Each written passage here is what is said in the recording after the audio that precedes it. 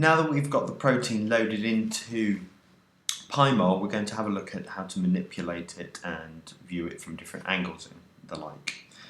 So the first thing to do is just to figure out how to move the protein around. Now if you left click your mouse and move it around, you can see how you can rotate the protein about. Right click and move up and down, and you can zoom the protein in and out. And then the middle mouse button wheel allows you to change the slice through the protein. There we go. Move it back. Now at the moment the protein's a bit of a mess. We've got everything represented by lines, which means you can't really see much detail in there. Now over here we've got a series of commands that we can use for changing these representations and performing all sorts of actions. So if you click on A, that stands for action. If you click on S, that's show. H, hide. L, label. And C changes the colour. So first let's go here and show cartoon.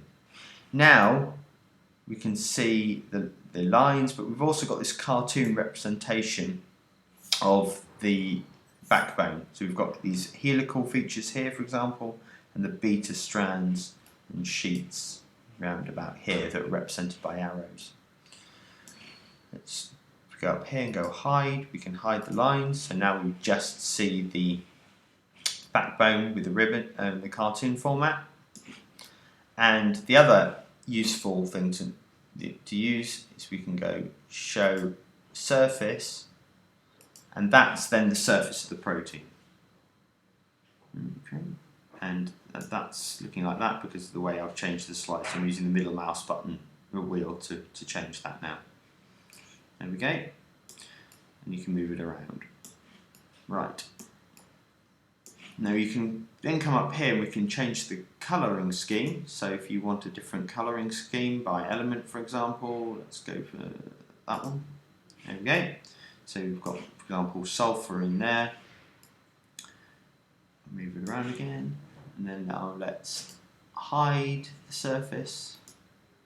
And let's go for a different colour scheme. So we go colour by spectrum. There we go. And now we've coloured the chain by spectrum.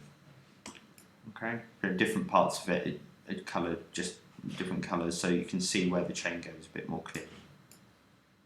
Okay, and the information down here then tells you what the mouse commands do to move you when you're moving the protein around.